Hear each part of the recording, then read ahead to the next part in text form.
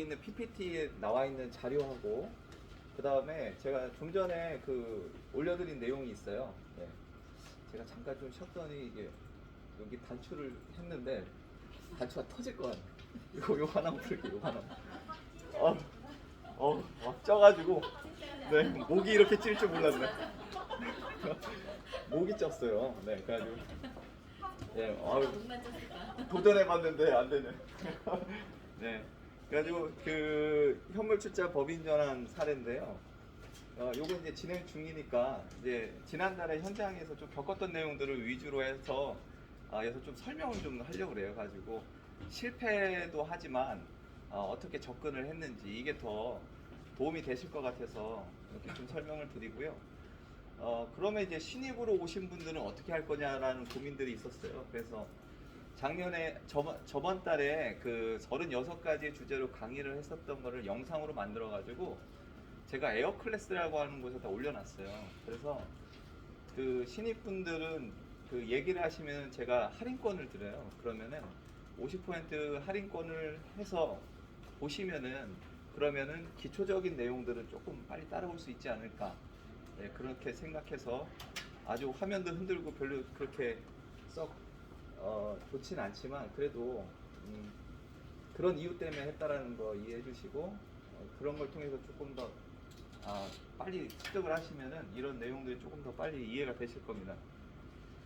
현물 출자 법인 전환은요, 이제 무엇인지 좀 알아야겠죠, 그렇죠? 우리가 이 현금 출자 법인 전환을 많이 들어봤어요. 그러니까 현금 5천만 원 자본금을 딱 만들어 가지고 그걸 가지고 법인 설립의 자본금으로 쓰고 그 다음에 설립 등기가 맞춰진 이후에 그 등기를 가지고 사업자 등록증을 내죠. 그리고서는 개인 사업자는 정리한 다음에 법인에다가 매각하는 행위 이런 것들을 많이 했었습니다. 그렇죠?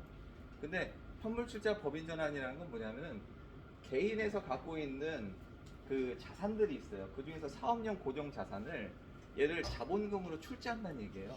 그만큼 재산적 가치가 있으니까. 그래서 하는 방식인데 이 현물 출자 법인 전환에서는 보시면은 개인 기업주가 그 모든 자산을 그러니까 부채까지 다 포함이죠. 현물을 출자해서 새로이 법인을 설립하는 건데 이 사업용 고정 자산은 유형 무형을 포함하고요. 그 사업과 무관한 부동산들이 있어요. 예를 들어서 회사 명의로 뭐 아파트를 샀다든가 또는 뭐 이제 주택을 샀다든가 이런 것들은 무관한 자산으로 보는데 요번에 실제로 이제 진행을 하면서 보니까 업무용 무관자산에서도 다 업무용인 줄 알았는데 무관자산으로 판단하는 것들이 좀 있더라고요. 그럼 이제 두 번째죠. 이거는 왜 하는 걸까? 왜 하려고 할까? 그렇죠? 반대로 왜 안 하고 있었을까? 그렇죠? 왜 안 하는가? 이 두 가지 이유가 상반되겠죠. 그렇죠? 저도 웬만하면 안 합니다.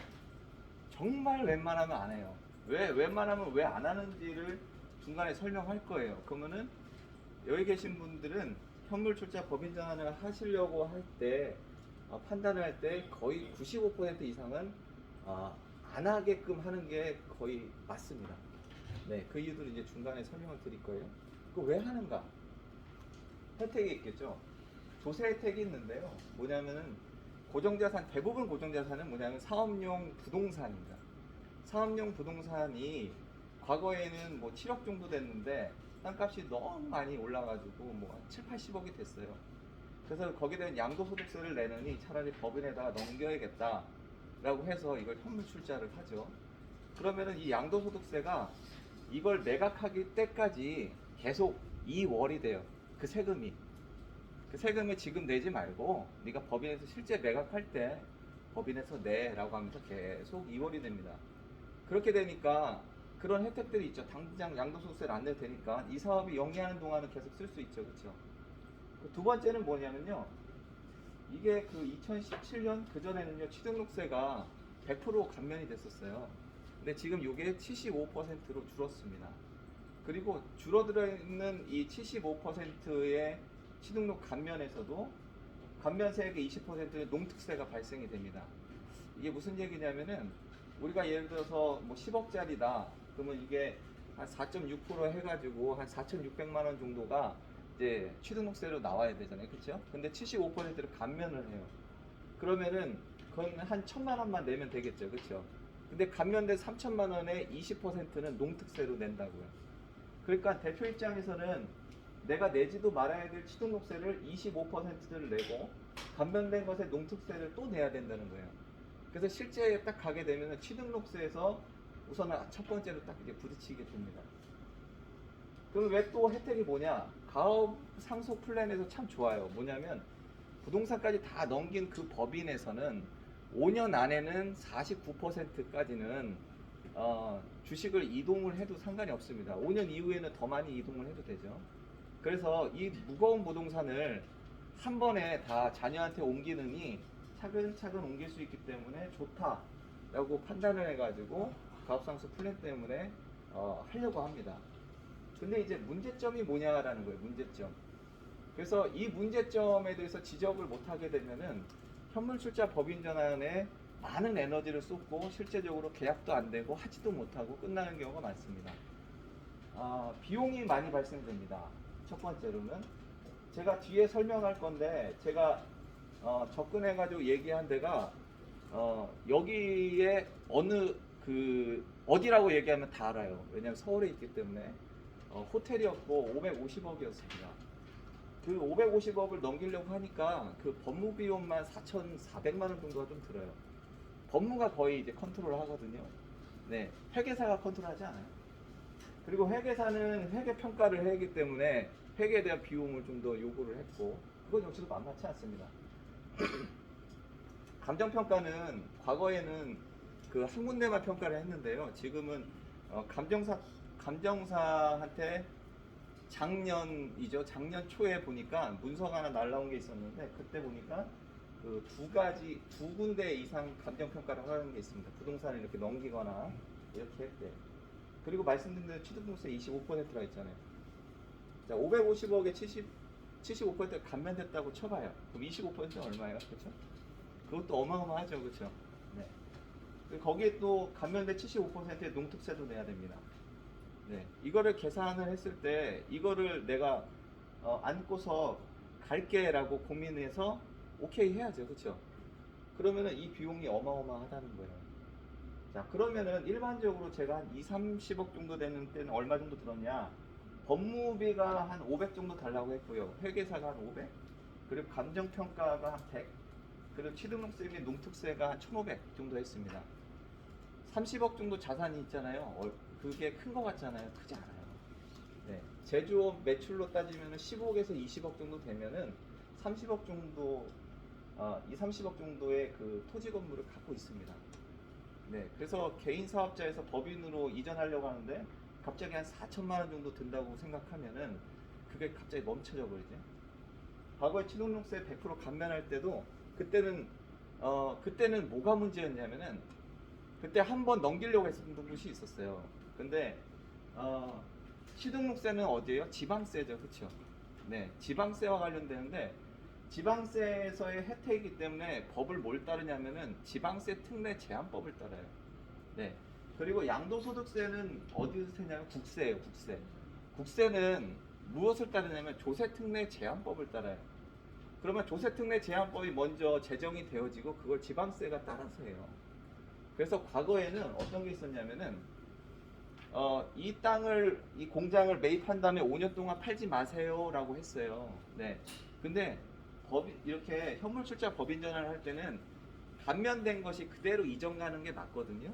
네. 근데 지방세가 아직 변경이 안 돼서 그 당시에 매각하면은 5년 안에 팔아야 되는 게 매각했다고 보고 감면됐던 세력들이 개인에서 매입할 때 취등록세 감면된 것이 다 풀리는 거예요.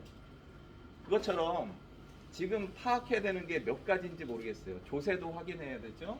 지방세도 확인해야 돼요. 자, 그럼 지방세는 어디다 확인해야 돼요?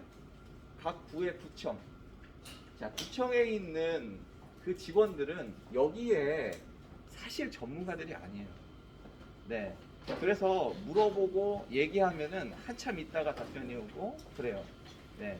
그리고 그분들은 실제 할 것도 아닌데 자꾸 물어보니까 어떻게 해요? 답답하죠, 그렇죠? 그럼 물어보려고 하면 한 방에 물어봐야 되니까 어떻게 해요? 내가 많이 알아야겠죠. 그 사람들과 대화가 좀 통해야겠죠, 그렇죠? 네. 그래서 그런 부분들이 참 개인적 품으로 많이 발생이 됩니다. 자, 그리고 회계사들이 자꾸 말려요. 하지 말라고. 왜 하지 말라고 하냐면 실제 현실에서는 법인을 현물출자 법인 전환 해가지고 법인에다 인가를 내잖아요. 그러면 이게 그래 나 자본금 550억으로 인정해줄게라고 하는 것을 인가인데 그 인가가 책에는 1에서 2개월로 나와 있어요. 근데 현실에는요 1년도 걸려요. 네. 그게 왜 그러냐면 불분명해서 그렇습니다. 불분명. 그러다 보니까 1, 2개월 안에 넘어가야 되거든요.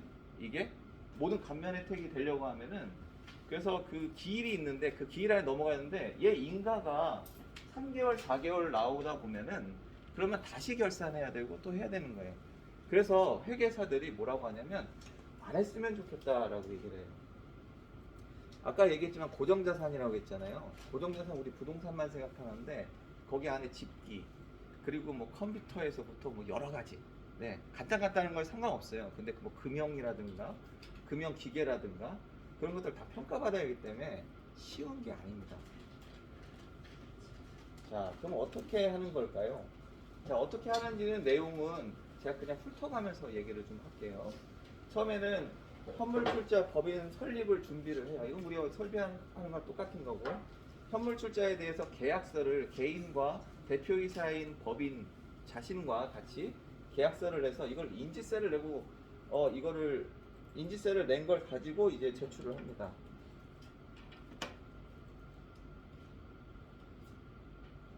네.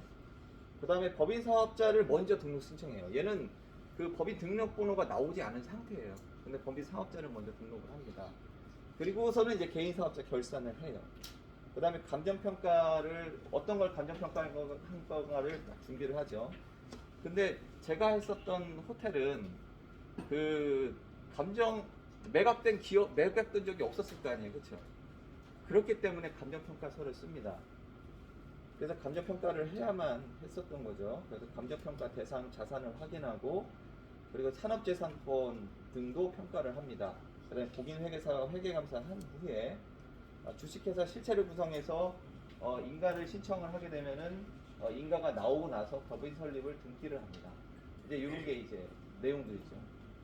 하나하나가 되게 복잡해요. 근데 대부분은 법무사가 대부분 키를 들고서 진행을 하기 때문에 이 일들이 생각보다 빠르게 진행이 안 될 수가 있습니다. 자, 근데 누군가가 예를 들어서 이렇게 하다 보면 기회가 있을 수도 있잖아요. 그렇죠?